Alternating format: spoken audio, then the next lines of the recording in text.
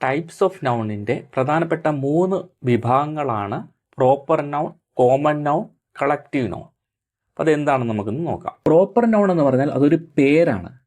ഒരു വ്യക്തിയുടെ പേരാകാം, ഒരു സ്ഥലത്തിൻ്റെ പേരാകാം, ഒരു വസ്തുവിൻ്റെ അല്ലെങ്കിൽ സാധനത്തിൻ്റെ പേരാകാം. പേരിനെ നമ്മൾ പ്രോപ്പർ നൗൺ എന്ന് പറയുന്നു. പ്രോപ്പർ നൗണായ ഈ പേരിനോട് ഇത് എന്താണ് എന്ന് നിങ്ങൾ ചോദിച്ചാൽ കിട്ടുന്ന ആൻസർ കോമൺ നൗൺ ആയിരിക്കും.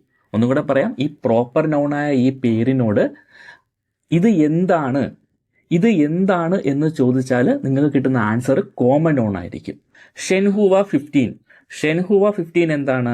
വിഴിഞ്ഞം തുറമുഖത്തെത്തിയ ആദ്യത്തെ കപ്പലാണ്. അപ്പോൾ ഇതൊരു കപ്പലിന്റെ പേരാണ് ഷെൻഹുവ 15 എന്ന് പറയുന്നത്. അപ്പോൾ ഇത് ഷിപ്പാണ്, കപ്പൽ.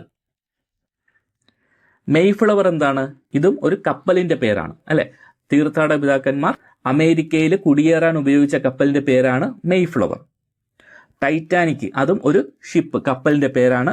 സെന്റ് ഗബ്രിയേൽ അതും ഒരു കപ്പലിന്റെ പേരാണ്. വാസ്കോഡഗാമ സഞ്ചരിച്ച കപ്പലാണ് സെന്റ് ഗബ്രിയേൽ.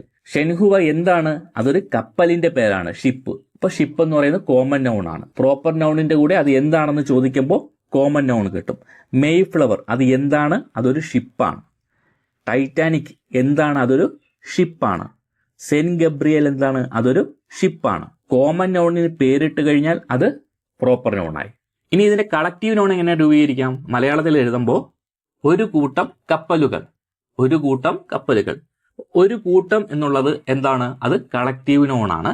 അതിനുശേഷം ഓഫ് എഴുതണം. അതിനുശേഷം ഈ കപ്പലുകൾ എന്ന് പറയുന്നത് അല്ലെ, ഈ കോമൺ നൗണിന്റെ പ്ലൂറൽ ഫോം എഴുതണം. അപ്പോൾ കപ്പലുകളുടെ കൂട്ടത്തെ നമ്മൾ എന്ത് പറയും?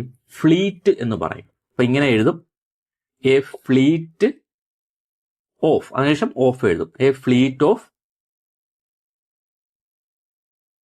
Ships, A fleet of ships എന്ന് എഴുതും.